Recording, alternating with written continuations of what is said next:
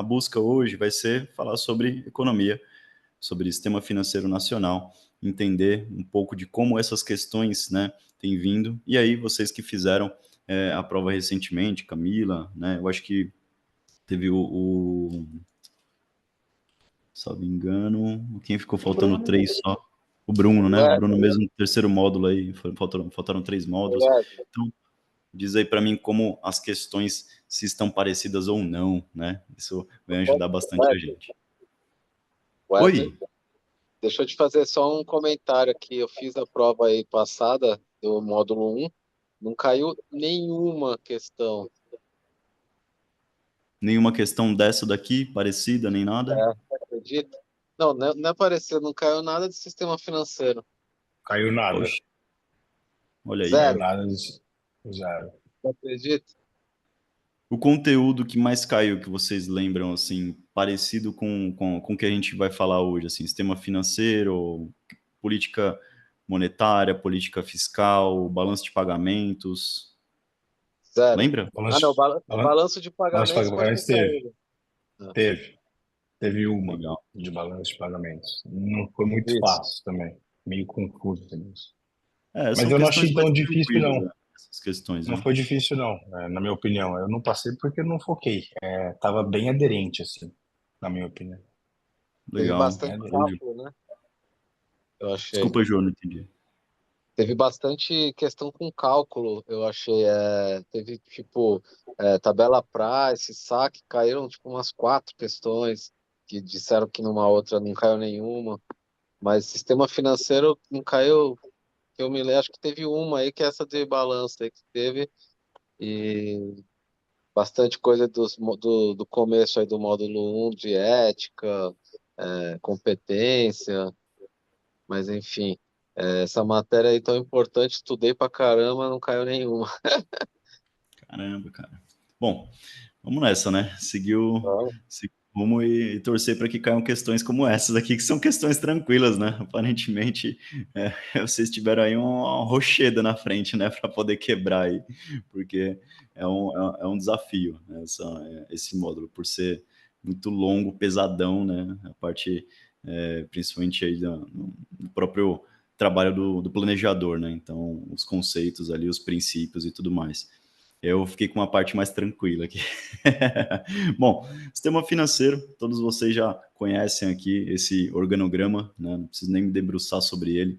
Vocês já entendem ali que a gente tem os órgãos normativos, aqueles que elaboram as leis, a grosso modo, né? Que estão à frente ali das diretrizes, né? Que são impostas ali pelo sistema financeiro, né? Então a gente tem a figura do Conselho Monetário Nacional, né, o órgão máximo ali do nosso sistema financeiro. Junto dele tem outros dois conselhos, né, o Conselho das entidades ali de seguros privados, né, e também o Conselho da Previdência Complementar, Previc, né, que lida ali com os tipos de previdência fechado, né, os RPPS e afins. Então aqui é onde a gente divide, né, quem manda em quem, e a grande sacada aqui é entender que as entidades supervisoras, né, elas são os órgãos executores, os órgãos fiscalizadores, né, eles que estão ali, né, tomando de conta de todos os operadores. Então, se a gente pegar, né, deixa eu ver se consigo botar, aqui tinha um pinguinho aqui, né, não tem mais. Mas se a gente pegar, né, nossas entidades supervisoras aqui, eles que vão ficar de olho, né, eles que vão fiscalizar ali os operadores, as instituições, né, os bancos, as corretoras, né, a bolsa em si, e mediante as leis, diretrizes impostas ali pelo Conselho Monetário, tá? Então aqui é bastante simples, só que é bom dar essa relembrada também na parte de seguros, né? A SUSEP, como entidade ali supervisora de seguros privados, então ela lida com as instituições, né, de previdência aberta, então os bancos, né, as seguradoras, enfim, todos têm ali, os bancos não, né, mas os nossos bancos múltiplos são tudo, né, é um bicho gigante, cheio de tentáculos, né, e um dos tentáculos é o ramo de vida e previdência, e isso faz com que eles tenham, né, de atuar ali sobre a chancela da SUSEP, né. Já a Previc, né, lida com as entidades de previdência fechadas. Então, quer seja uma entidade estatal ou até mesmo alguma empresa que tenha, né, um modelo de RPPS, então ela vai ter ali a chancela da Previc para poder atuar com esses seguros, né. As questões, né, são razoavelmente simples, né? E aí, a primeira delas que a gente tem hoje aqui é em relação ao balanço de pagamentos. Então, a primeira questão, né? Vocês podem usar aqui o chat para me colocando as letras aqui, para que eu possa identificando quem fez, quem não fez e tudo mais, e aí eu consigo ter uma ideia, né? E essa interação ajuda bastante aqui no nosso dia de hoje. Então, aqui o primeiro, caso o balanço de pagamentos do país esteja superavitário, será possível concluir que: A. Houve grande investimento estrangeiro direto no país. B. Alto nível de importações que elevou a balança comercial. C. Superávit na conta de serviços. Ou D. Haverá aumento nas reservas internacionais líquidas. A, B, C ou D? O que vocês acham aí? Pode usar o chat, quem tiver aí no computador. Se colocar o mouse um pouquinho para baixo, vai aparecer a barra. E aí você vai lá, tem bate-papo. E aí você vai conseguir abrir a telinha aqui do bate-papo para poder mandar a letra.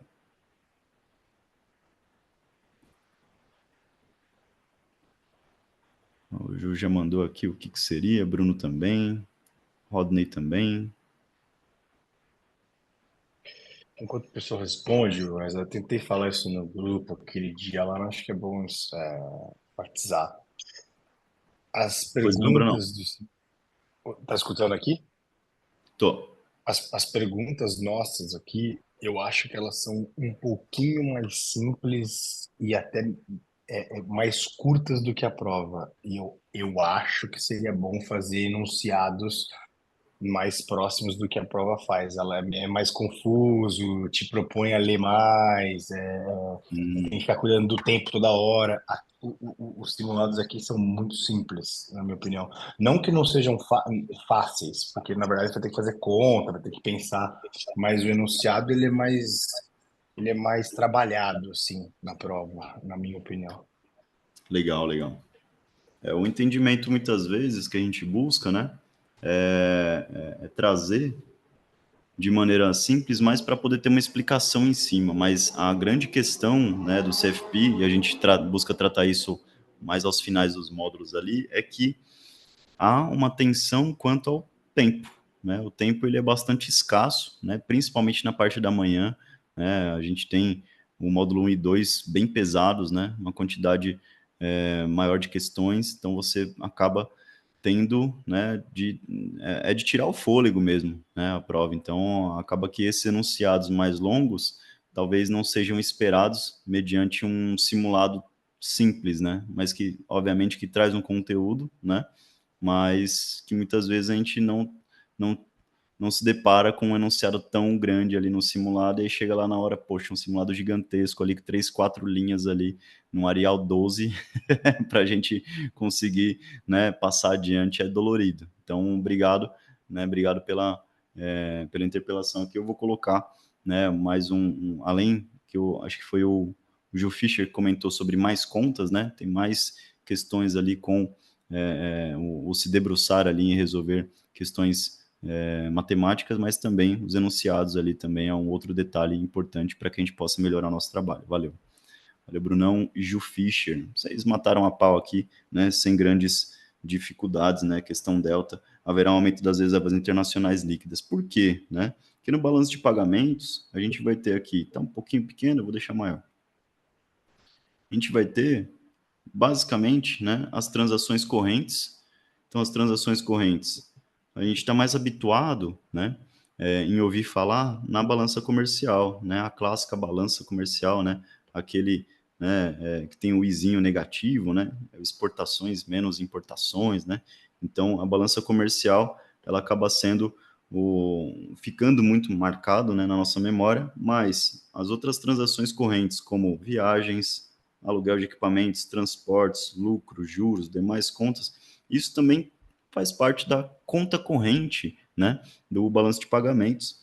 E outra coisa que faz também parte são os investimentos diretos no país, né, quer seja ali por uma questão de uma empresa de fora e tudo mais, né, tendo ingresso aqui abertura de uma indústria, onde a marca é estrangeira e tudo mais, investimentos diretos, acaba sendo uma outra vertente também do balanço de pagamentos, tá? Além disso, o clássico, né, bolsa de valores ali, são investimentos, né, que a gente detém, né, de maneira indireta, né, no mercado. Então, a saída e entrada ali de capital estrangeiro via mercado de capitais também é uma outra vertente. Então, acaba que o balanço de pagamentos, né, eu não consigo dizer se ele foi superavitário, poxa, pode ter sido um fator da própria conta corrente, as transações correntes, ou até mesmo do investimento direto, ou até mesmo um gringo botando dinheiro na bolsa. Eu não consigo dizer exatamente, né, o que pode ter inferido naquela questão. Então, talvez até um enunciado mais elaborado, ele teria se debruçado falando das transações correntes, do que tem dentro das transações correntes, eventualmente aumentar aqui, né, para ficar melhor aqui.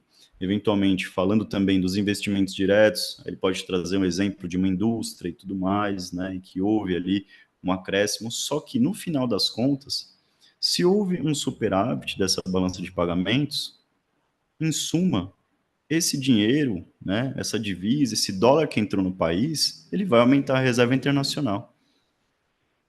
Então, a questão ela se resume nisso, né? A gente sabe que vai ter um aumento ali das reservas internacionais. Dá para saber se o superávit foi devido à conta de serviços? O enunciado não trouxe isso. O enunciado, de maneira simples, ele falou: ó, foi superavitário. Não dá para concluir que foi numa determinada conta, né? É como se você dissesse o seguinte: ó, esse mês meu cartão deu R$ 5.000. Será que eu gastei mais no supermercado? Ah, será que é porque eu saí muito, fui muito, né? Saí 10 vezes em restaurantes ao longo do mês, né? Ou porque eu paguei, né, o plano anual da academia? Não sei dizer, né? Porque não tem isso no enunciado. Então, o que a gente busca também é tentem se ater à pergunta. A resposta está na pergunta, né? Se teve um momento superavitário na balança de pagamentos, né? Eu não consigo dizer exatamente se foi porque houve um grande investimento, né, de capital estrangeiro, ou se houve, né, um nível de importações, pelo contrário, né, o nível de importações seria negativo aqui, né? Então ela está tudo errada saber, tá certo? Aqui, no caso, se houvesse um nível de exportações, poderia até elevar, né, o meu balanço de pagamentos, mas a questão não fala nada disso. Ela traz somente foi superavitário. O que pode acontecer? O que vai acontecer se tem mais dólar, né, dentro da economia? Automaticamente, as suas reservas internacionais, né, terá um aumento aí nesse caso. Beleza? Próxima questão, a 2. O aumento generalizado de preços das commodities e elevado volume de exportações pode causar mais diretamente A. Superávit no balanço de pagamento. B. Superávit na balança comercial. C. Superávit na conta capital. Ou D. Superávit nas contas públicas. A, B, C ou D? Eu acho que vocês já mandaram aqui, né? O Fischer mandou, Bruno Seve, Simone, Daniel. Vocês estão ligeiraços, né? Rodney. Muito bem, né? Aqui zero bronca, né? Superávit na balança comercial, zero problemas em se tratando de exportações. 3. Um enunciado mais. Desculpa. Um enunciado mais robusto aí. Devido ao aumento da demanda por insumos para o setor de infraestrutura, o país contratou importação de aços longos de siderurgias, né, ou de siderúrgicas, aqui melhor dizendo, de siderúrgicas internacionais, e foi registrado aumento de preços do minério e aço, fazendo com que a inflação no setor triplicasse em 12 meses. O balanço de pagamentos desse país poderá ter A. Superávit na balança comercial. B. Superávit na conta capital pelo alto preço internacional. D. Déficit no balanço de pagamentos. Ou D. Déficit na balança comercial. Aqui o Joe Fischer, Bruno Seves, quem mais?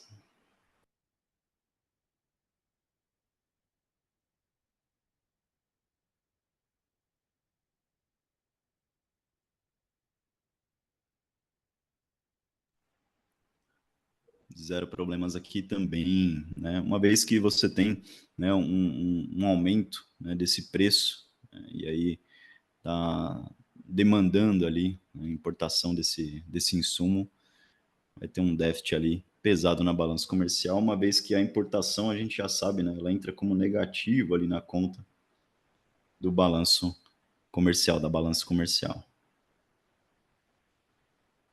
4. Qual o objetivo fundamental do Bacen? Essa daí o Bruno Seves olhou assim e falou, rapaz, não caiu essa daí não, porque o enunciado tinha que ter 6 linhas aí para dizer isso, né? Vamos lá. Zelar pela estabilidade, pela eficiência do sistema financeiro. Beta, suavizar as flutuações do nível de atividade econômica. C, fomentar o pleno emprego. Ou D, assegurar a estabilidade. Tem que matar cachorro morto essa, né? Bem tranquila, zero problemas em relação a assegurar essa estabilidade de preços, principal função aí do nosso Bacen.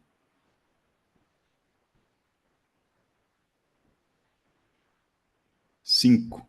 Os instrumentos que o Bacen usa para exercer a política monetária são, exceto, aí ele quer que você tire aí aquele que não faz sentido, né? Então, alfa, recolhimento de depósito compulsório. B, operações de open market. C, redesconto. E D, aumento de impostos. Aqui zero problemas também, né? A grande sacada vai ter um pouquinho mais para frente aí que eu vou falar entre política fiscal e política monetária que pode eventualmente dar um nó ali na hora da prova.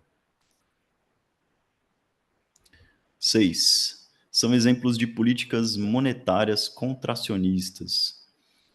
É interessante, muitas vezes, pessoal, antes da gente partir para as alternativas, tá? A gente buscar mapas mentais. Então, aqui, a grande sacada é a gente olhar o que está pedindo a questão e antes mesmo de ler as alternativas, a gente partir para resolver essa questão na nossa cabeça e até mesmo no papel ali na hora, tá? Do lado, né, ali na nossa frente, a gente tem a folha de, né, o caderno de respostas que vai poder rabiscar ele todo, né? Então, usem e abusem desse caderno, né? E respondam ali mesmo, né? Então, são exemplos de políticas monetárias contracionistas. Se eu vier aqui e não olhar para nada e lembrar de monetário, eu não vou pensar jamais em imposto, por exemplo. Porque monetário, a gente já sabe, vem do dinheiro. E quem lida com a questão monetária, a gente já sabe que é o Bacen.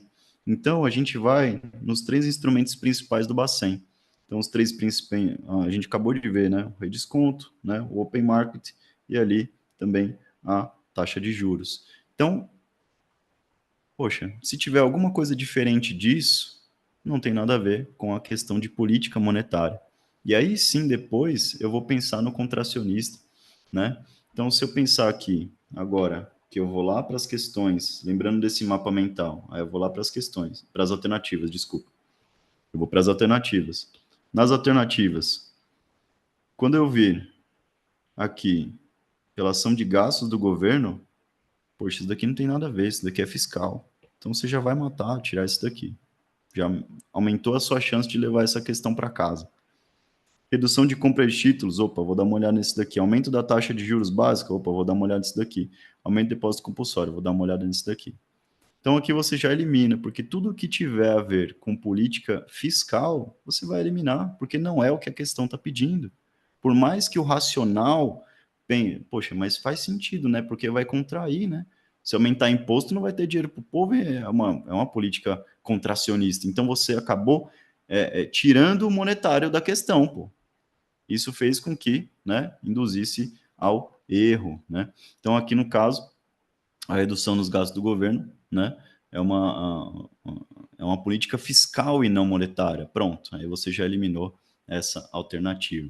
E aumento de depósito compulsório, aumento na taxa de juros, né? E aí a redução de compra de título. Então você, poxa, todas as outras ali são monetárias e fazem sentido, realmente elas são contracionistas. Então, zero bronca, você conseguiu eliminar ali de maneira mais simples, né, a questão. E aqui, uma ilustração, né, para que a gente consiga elucidar ainda mais, é dividir muito bem na nossa cabeça, e aí esse mapinha, né, depois desse material eu deixo ele em PDF e mando para vocês no WhatsApp, tá? Lá no grupo, para que a gente deixe bem claro o que é política contracionista, mas eu tenho duas vertentes, tanto a monetária quanto a fiscal.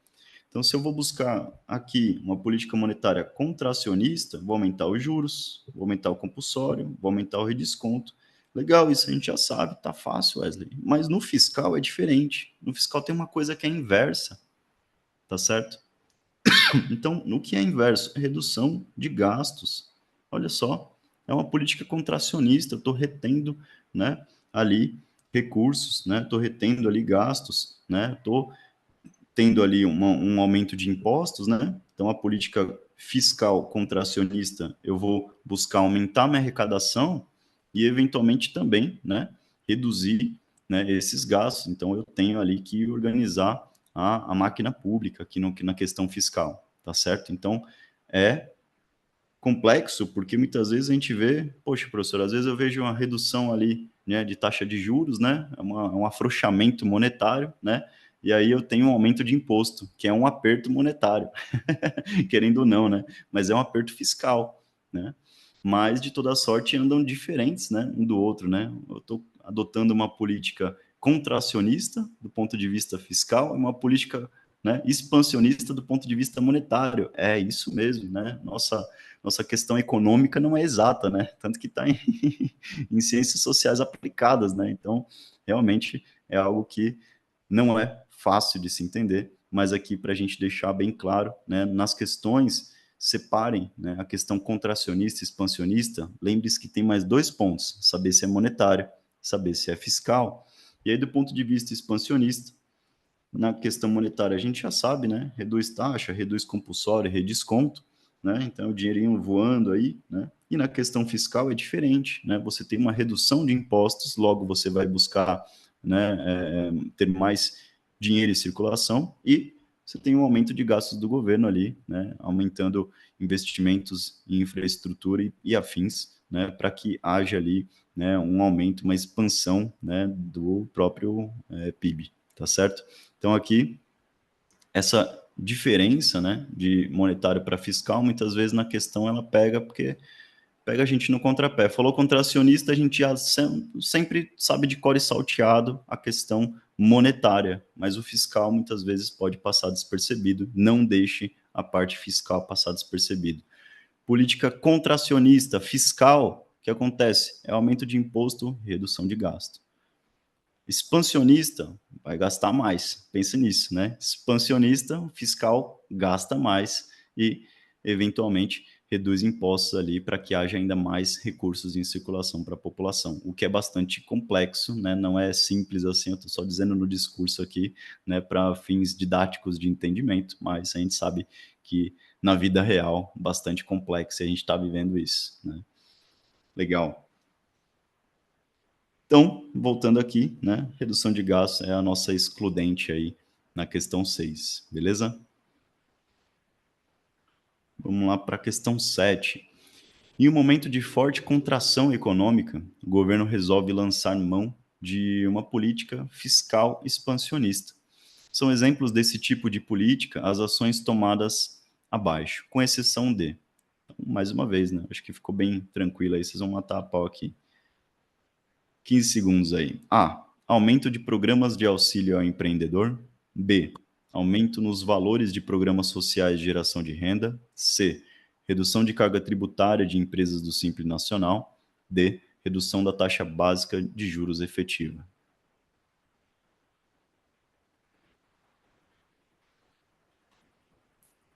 Aí tivemos aí o Bruno Seves. Quem mais? Luiz Araújo, Camila, Rodney, Simone, Daniel Coelho. Bom ver alguns rostos aí sem a câmera que eu fico feliz, eu me sinto só. Legal. Gil Fischer também mandou. Quem mais?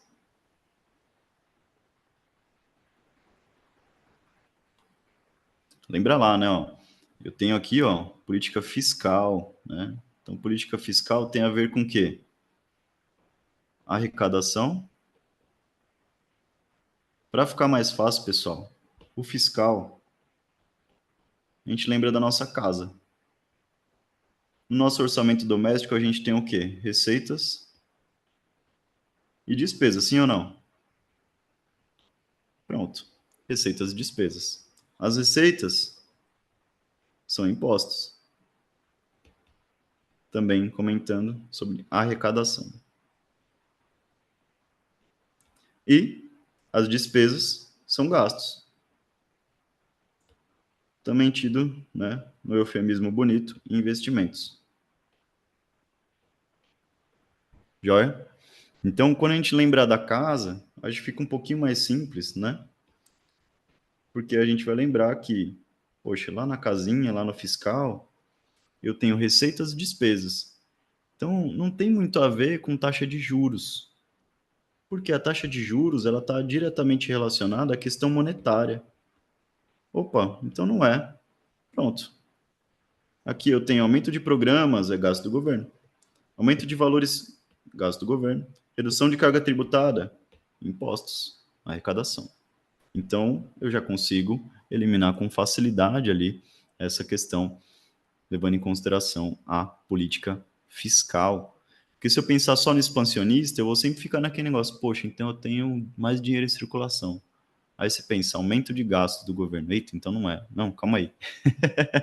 Né? Não, pelo contrário, né? O expansionista é onde você vai, né, gastar mais, tá certo? Expanded, né? Então, essa é a ideia aqui dessa questão 7. Dúvidas, perguntas, comentários? Eu vi que só poucos de vocês aqui, né, colocaram a resposta. O que vocês acharam aí dessa questão? Gil Fischer, Bruno, eu vi que vocês colocaram, mas Camila, Luiz ficou ali na surdina, Simone também, Rodney, Seide, alguma dúvida, comentário, diz aí.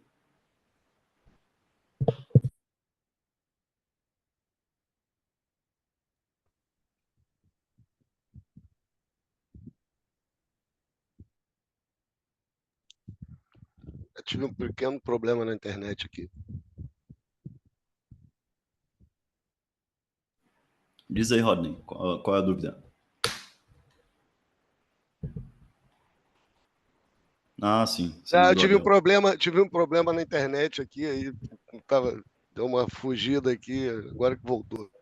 Valeu. Vamos lá. A próxima Wesley, questão 8. Pois não, quem é? eu acho um comentário só sobre essa última questão aí, que eu acho que o que você falou, eu acho que tem que ficar bem na mente mesmo, é que quando tem esse tipo de questão aí de política fiscal, monetária, a primeira coisa antes de ver o que está certo ou errado é separar o que é fiscal e monetário mesmo, porque a pegadinha está aí sempre, né?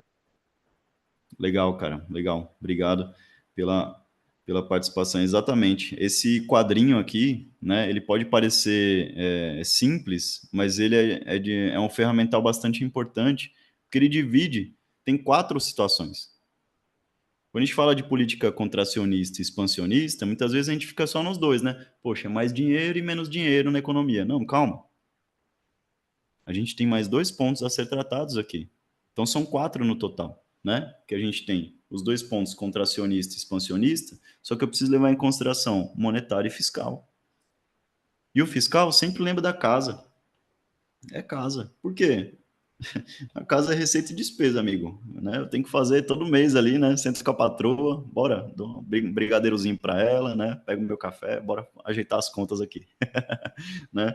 E a gente planilha, organiza, tal, dá tudo errado às vezes, porque casa de ferreiro espeta de pau, né?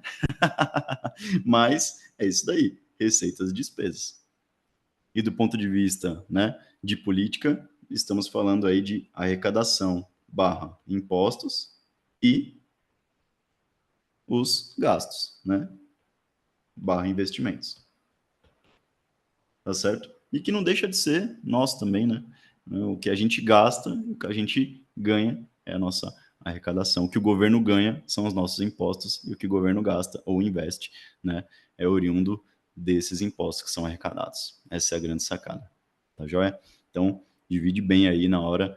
E aquela velha máxima, né? Antes de ler as alternativas, anota aí. Antes de ler as alternativas, responda você mesmo a questão. Porque aqui você não cai no ledo engano de, né, pegar aquela questão, aquela alternativa ali que se encaixou tão bem com a questão, né? Não à toa que a banca, né, é a mesma que faz concurso. Então, imagina aí as pegadinhas do malandro, né? Imagina aí as cascas de banana. Então, infelizmente, a questão ela tem muitas vezes ali essas pegadinhas. Então, separar, né, política fiscal e aí você, pô, fiscal, eu lembro lá que o Wesley falou que é a despesa e receita de casa. Então, o gasto do governo é o que ele investe, é o que ele coloca ali, investe em infraestrutura, gasto com folha de pagamento e assim por diante. Pronto. Então, você já consegue identificar que nada aqui tem a ver com o Banco Central. Tá certo? Falou de política fiscal, esquece o Banco Central e lembra do governo, lembra da casinha, receitas e despesas. Beleza? Valeu, Ju. Fischer. A resposta é D? Eu perdi aqui. Opa, isso mesmo. Desculpa aí. Resposta Entendeu? delta, redução na taxa básica de juros efetiva, que é uma questão de política monetária, né? Aqui nós temos aumento de programas governamentais, gastos do governo, ou seja, é uma política expansionista fiscal, aumento nos valores de programas sociais, mais um gasto do governo, onde eu tenho novamente uma política expansionista fiscal, redução na carga tributária de empresas do Simples Nacional. Opa, uma redução nos tributos, redução de impostos é uma política fiscal expansionista, também cabe no fiscal. Redução da taxa básica de juros. Mas, Wesley, a redução de juros é expansionista. Calma, respira. Ele está querendo saber da política fiscal e não da monetária. Essa é a grande diferença que vai pegar na prova. Beleza? Fiscal, imposto e gasto do governo. Monetário, aí sim, fala do que a gente já está cansado de saber desde a CPA 10, que tem muito mais a ver com o Banco Central, aqui no caso, a questão da redução da taxa básica de juros. Tá, joia? Vamos lá para a próxima questão, 8. Sobre o PIB, né? Analise as afirmativas abaixo. 1. Um aumento do consumo das famílias gera um aumento no PIB. 2. Uma redução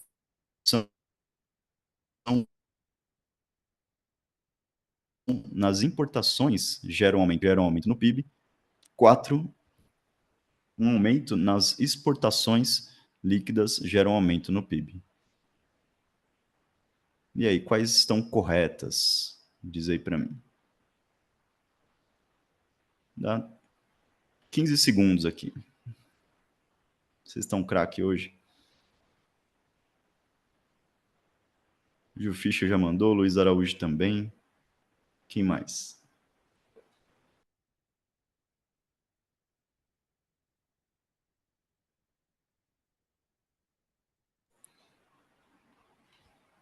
Rodney Simone, Bruno Seves. Legal. Aqui zero problemas também, né? A gente elimina aí uma redução nos gastos do governo, gera um aumento no PIB, exatamente porque vocês já sacaram a questão lá de política fiscal expansionista. Porque não seria isso, né? Então, se eu quero aumentar o PIB, eu tenho que adotar posturas expansionistas. E uma redução de gastos não é expansionista, portanto, eu elimino a 3. Tranquilo. Levei para casa essa questão com tranquilidade. Cigarro do X-Men. Cigarro do X-Men, né? O Gil Fischer mandou aí. O cigarro do X-Men por quê, né? O consumo, o que mais? É isso mesmo? É o consumo, né? Mais gastos do governo, né? Deixar, igual ele está deixando aí de tiração de onda, mas mapas mentais são O interessantes. Felipe que fala, né? Cigarro do X-Men é o consumo mais investimento, mais os gastos, aí exportação menos importação. É isso aí, ó. É o EX lá, né? É o X, né? Então acaba sendo exportação menos importação. É o cigarro. Olha as histórias, velho.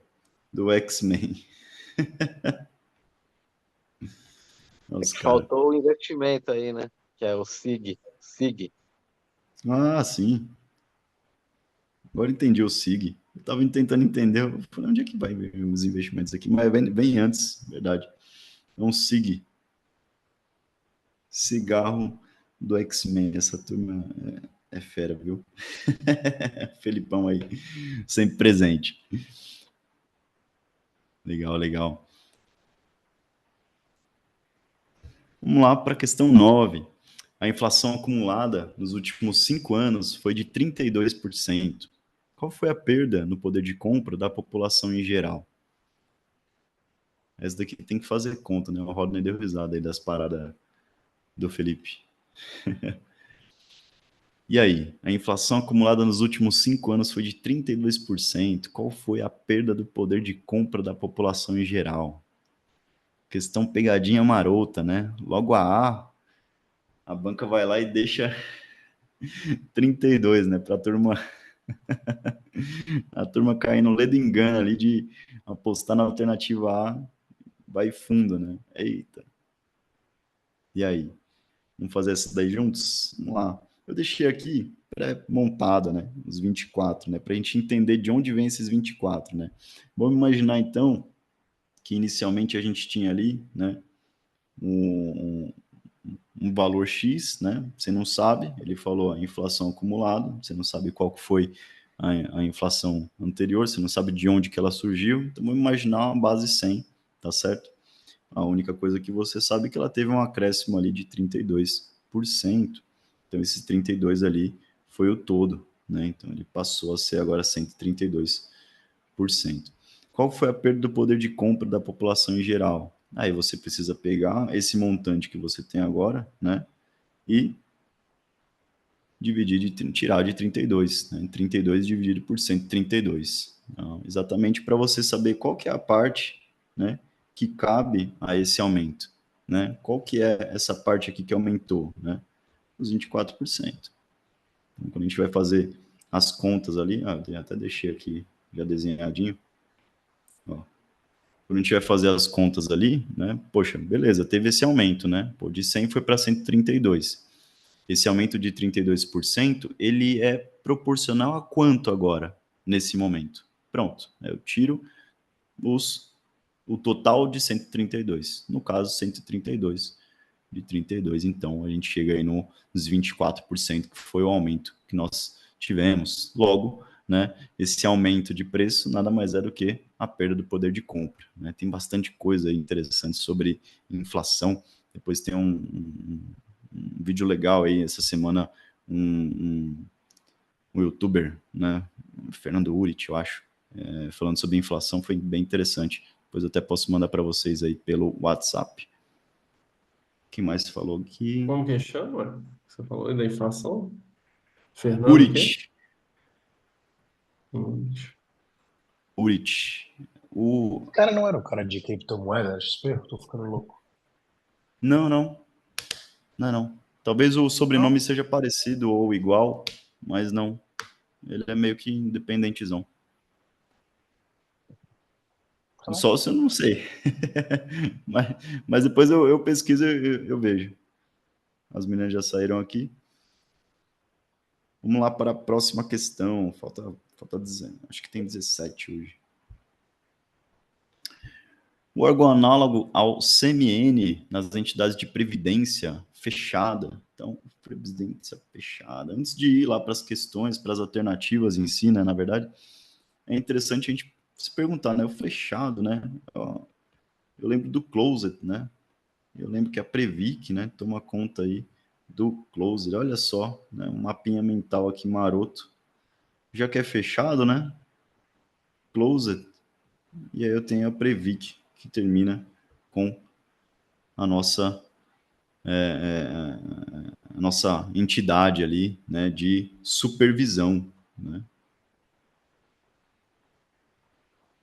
E ao mesmo tempo, né, eu tenho outra que termina com C também, que é o CNPC, também terminando com C de closet, né?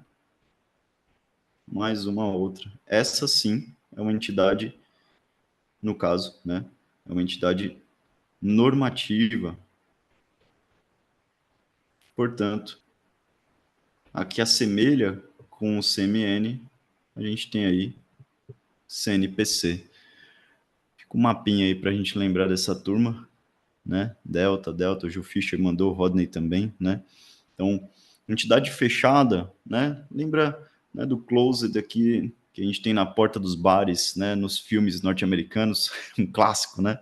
E aí, aqui a gente tem tanto a Previc, que é a entidade de supervisão das entidades de previdência fechada, quanto o CNPC também, o nosso órgão normativo aí das entidades de previdência fechada, beleza?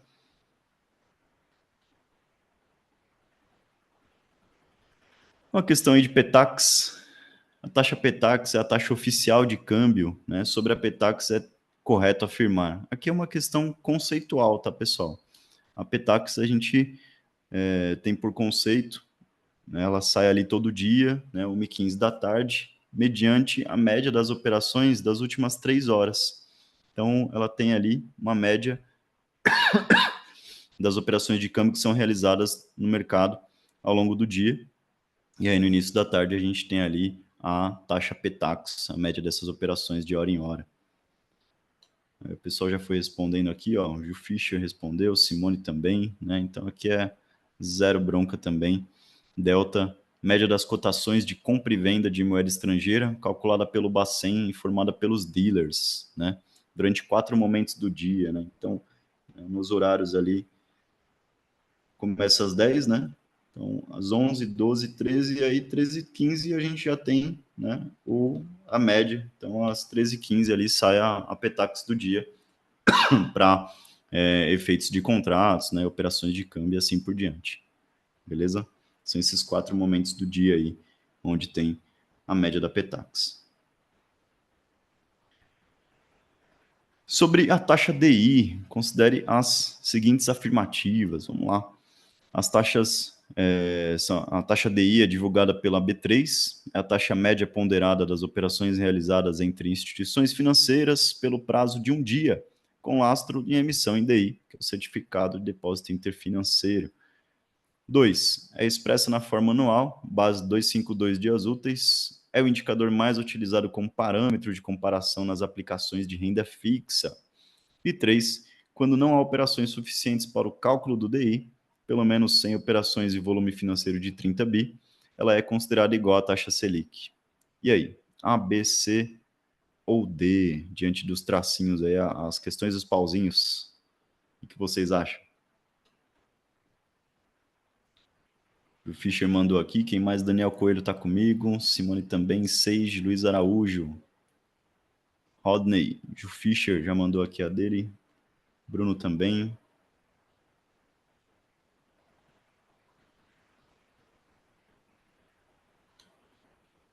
Legal, legal. Aqui zero bronca, né? É só praticamente o conceito de DI em todas as operações. É interessante que são operações são poucas operações que acontecem, tá? Ao longo do dia em DI, geralmente, acho que 99% das operações são lastreadas em títulos públicos, né? Eventualmente ali um banco com outro faz uma operação DI, geralmente um banco grande com outro faz uma operação lastreada em CDI, né, e ocasiona ali a taxa DI, mas em geral ela é igual à Selic, né? Muito eventualmente tem ali uma diferença, mas em geral são as operações de um dia entre as instituições, em suma, elas são realizadas através de títulos públicos.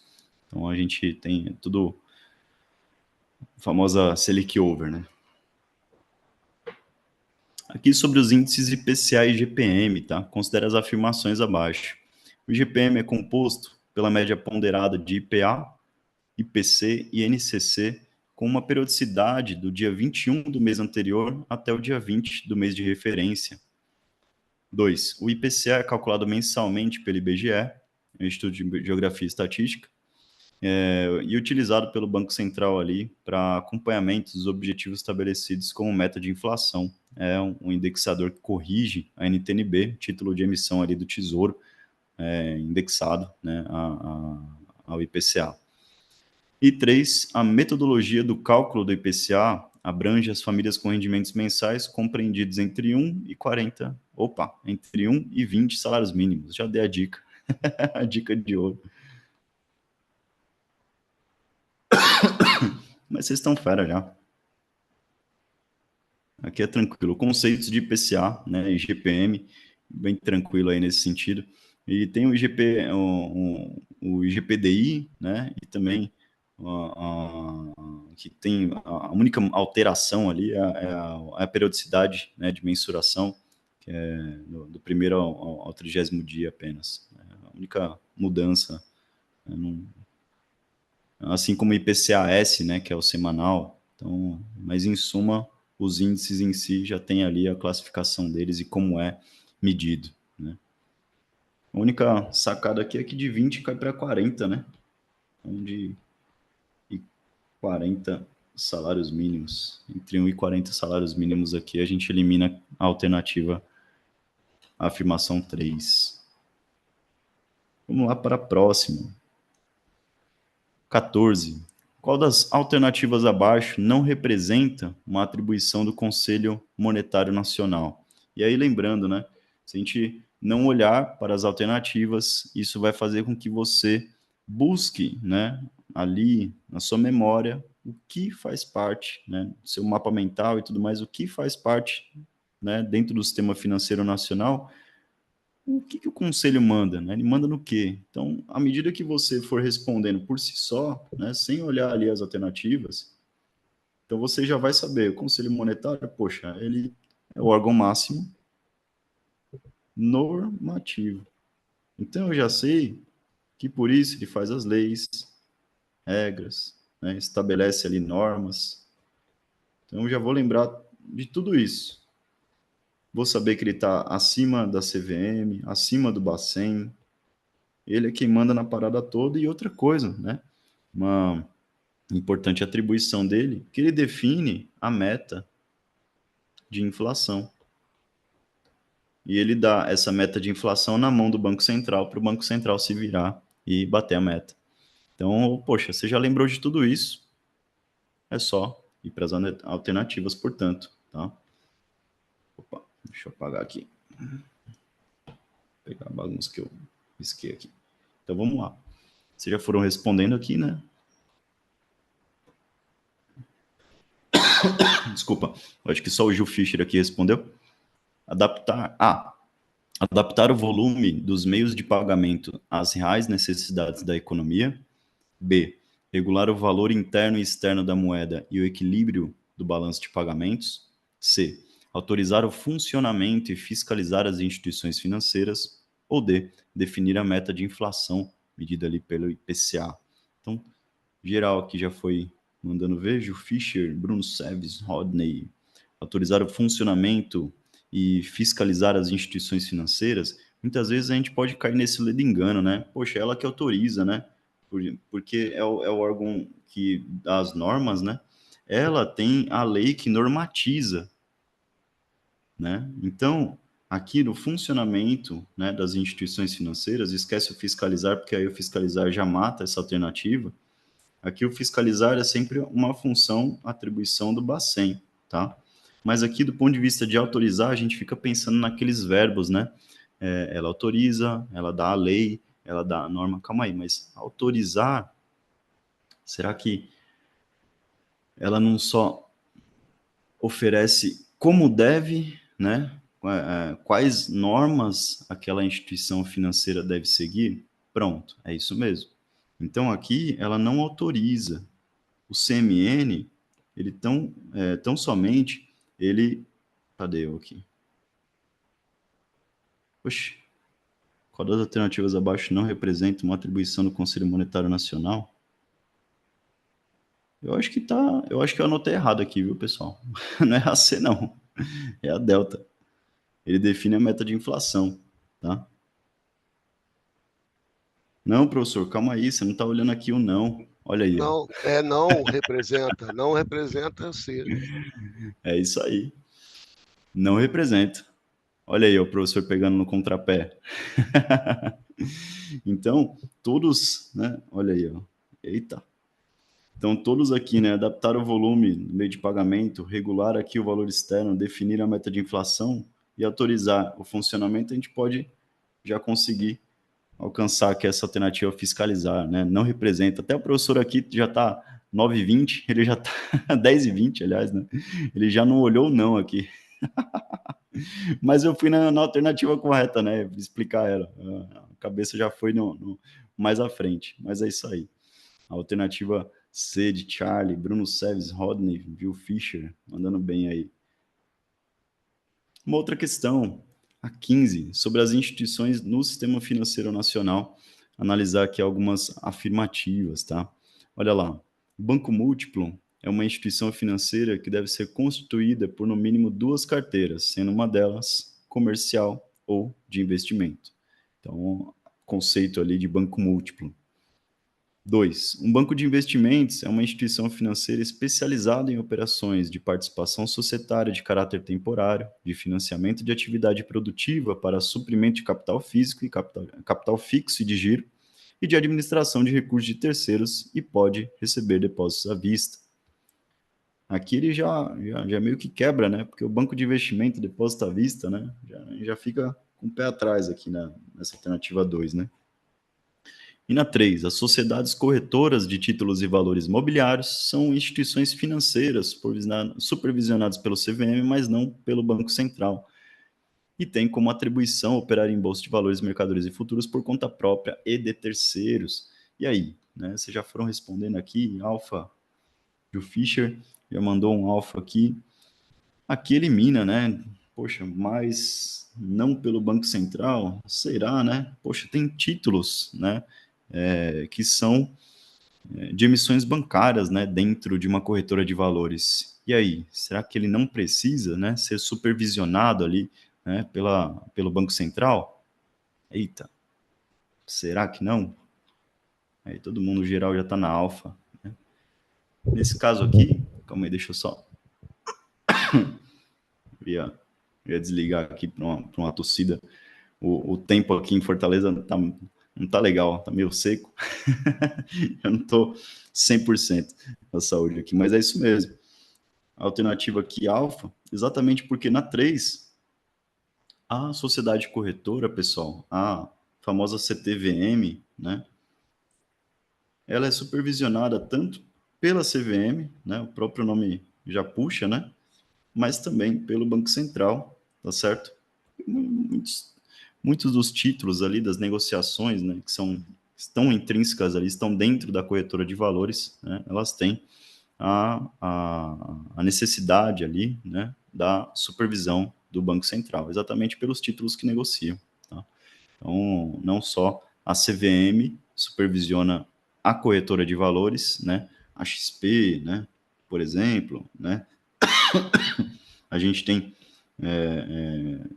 esses dias aí, CM Capital, acho que foi esse nome, ou até mesmo, né, o Inter tem a CTVM do Inter, o Bradesco tinha a CTVM do Bradesco, agora é Ágora, lá com o pessoal bradescano aí, meus colegas, né, o Itaú também tem a corretora do Itaú, então, aqui, né, dentro não necessariamente porque é uma corretora do banco, que também tem um Banco Central. Pode ser uma corretora independente, ela também vai ter a supervisão do Banco Central, certo?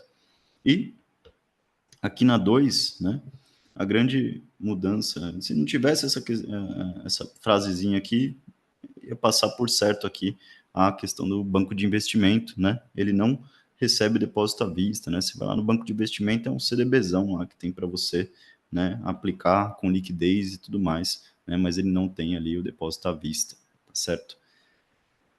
Assim como a conta de investimento também, né? Quem aqui tem conta em corretora que é separada do banco, né? Você deixar ali a conta, o dinheiro parado, né? Não tem rendimento algum, né? Ele é uma conta investimento, né? Também não é uma conta corrente, né? Então a nomenclatura é diferente. Ah, professor, mas não rende também, igual na conta corrente. Sim, mas para o Banco Central são contas distintas, mas ambas seguem também, né, na supervisão, a conta investimento também. Tá? Beleza, vamos lá para a penúltima questão de hoje, salvo engano. Considere os seguintes tipos de investidores, tá, pessoal? Investidores profissionais. Ou 2, pessoas naturais ou jurídicas que possuam um patrimônio em valor superior a R$1 milhão. 3, as pessoas naturais que tenham sido aprovadas em exame de qualificação e possuam certificações aprovadas pela CVM como requisitos para o registro de agente autônomo de investimento, administrador de carteira, analistas e consultores de valores mobiliários em relação aos seus recursos próprios. E 4, clubes de investimento, desde que tenham carteiras geridas por um ou mais cotistas que sejam investidores qualificados. E aí, A, B, C ou D?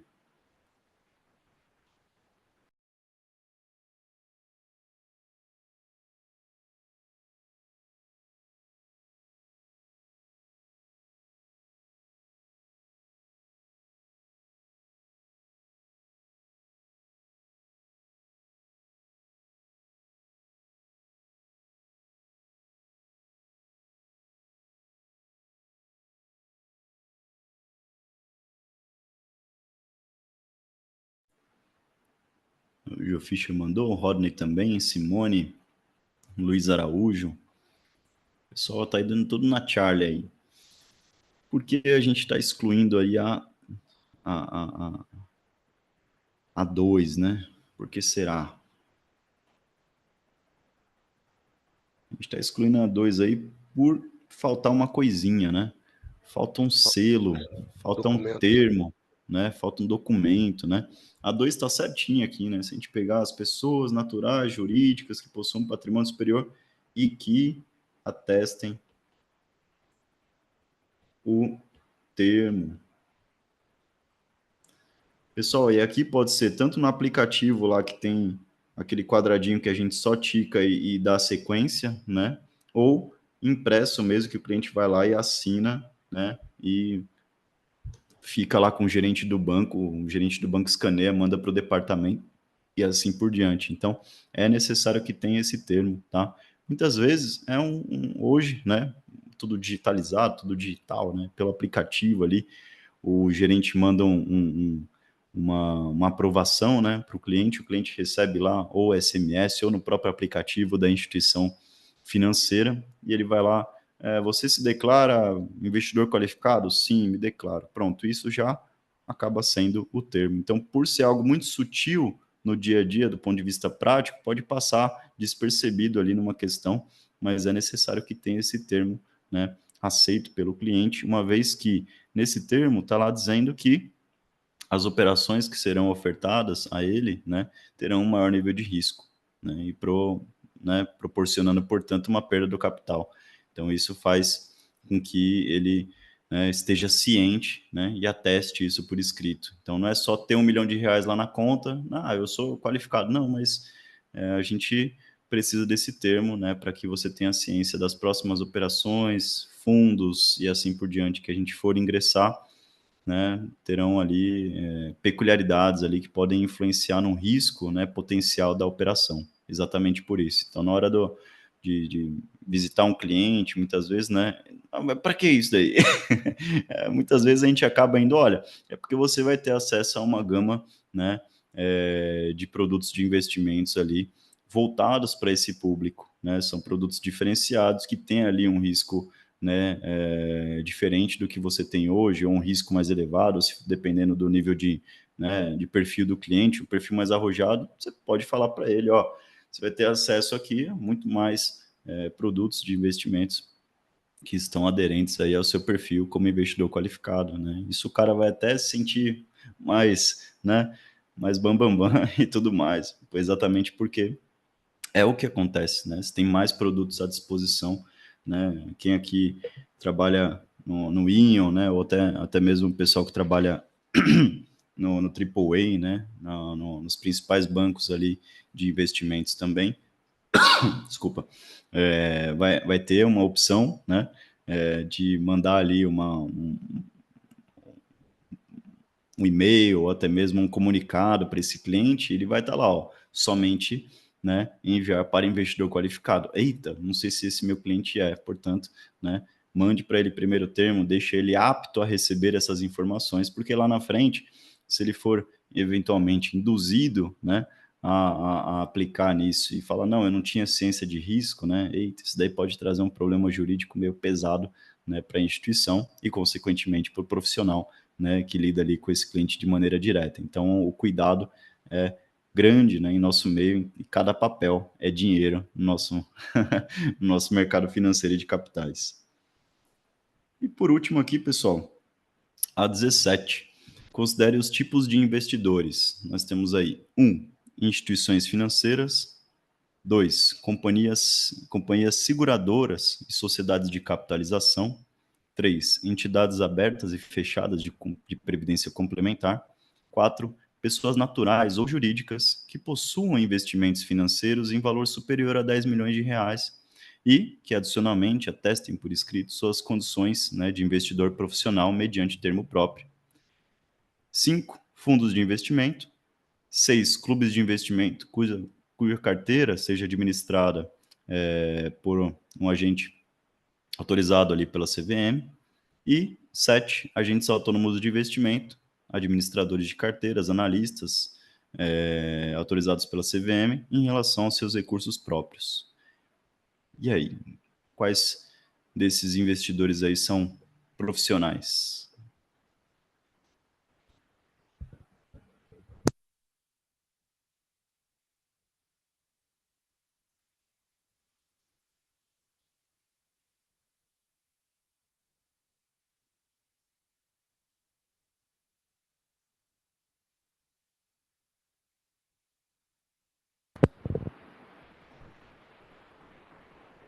O Luiz mandou aqui, Bruno também, Simone.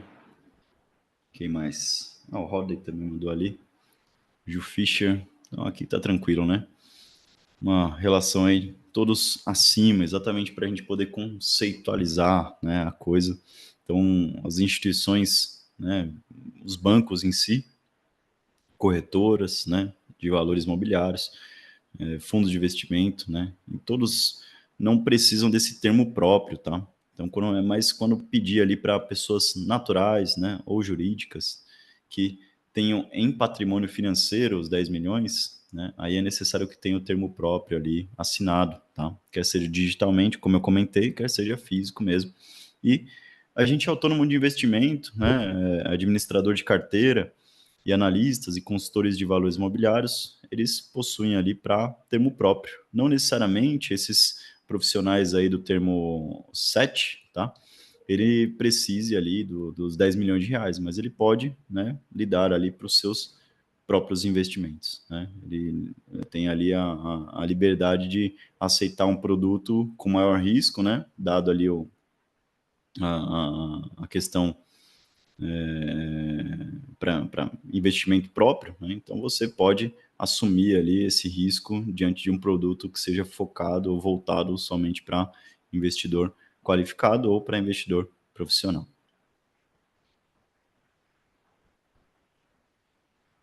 E por aqui a gente conclui o dia de hoje, nossa aula sobre economia e sistema financeiro nacional. Algumas questões que vocês trouxeram para mim eu vou levar, né? Uma delas são enunciados mais pesados que a prova tem trazido recentemente, né? Tanto o Bruno quanto a Simone fizeram a prova recentemente aqui, estão participando hoje conosco, trouxeram essa questão, né, de enunciados mais densos, né? E o Ju Fischer também comentou a respeito de questões com mais apelo matemático, né? A gente teve uma questão apenas, né, que falava ali sobre a questão inflacionária e tudo mais, e que teve a necessidade ali de fazer uma conta, né? Então, a gente vem buscar ali, eventualmente, nos simulados que a gente sempre atualiza, né, os simulados no próprio site do Mundo Financeiro, e isso fica cada vez mais aderente, né? A gente busca sempre deixar cada vez mais aderente aí para vocês, para que o simulado seja muito próximo, né, das provas, para que vocês se sintam confortáveis ali diante de uma prova que é enunciado longo, você já se preparou ali no simulado, já conseguiu com mais tranquilidade sentar e lidar com a questão do tempo, que é o principal desafio, eu acho que principalmente no módulo 1, o principal desafio é o tempo, ele acaba sendo o seu o principal vilão ali daquele dia, além da ansiedade, né? Então, vamos acabar com eles, sabendo e conhecendo muito bem a necessidade de estar preparado para esse quesito tempo. Tá joia? Obrigado pela participação de vocês, pessoal. Dúvidas, perguntas, fiquem à vontade. Estou por aqui. Fechar Valeu. aqui. Obrigadão. Não, bem tranquilo, obrigado. Obrigado, pessoal. Ju Fischer, Valeu, Daniel Wesley. Coelho. Obrigado, cara. Ótima noite aí para vocês. Muito Bom obrigado, descanso. desculpa o cansaço. Oxi, todos nós. Fiquem na paz aí, até mais. Obrigado, Falou. Daniel. Obrigado, Wesley. Desculpa, minha câmera aqui deu pau, mas muito obrigado aí. Não, fique tranquilo, meu caro. Obrigado pela participação. Agradeço a atenção de todos vocês. Para você que assistiu gravado e está assistindo aqui agora, obrigado aí pela participação. Não deixe de passar pelas aulas, caso você tenha tido alguma dúvida específica ali, tem umas aulas bem separadas e também, né, a resolução de questões faz todo sentido. Você se debruçar ali nos simulados modulares também. Obrigado, bom descanso. Valeu.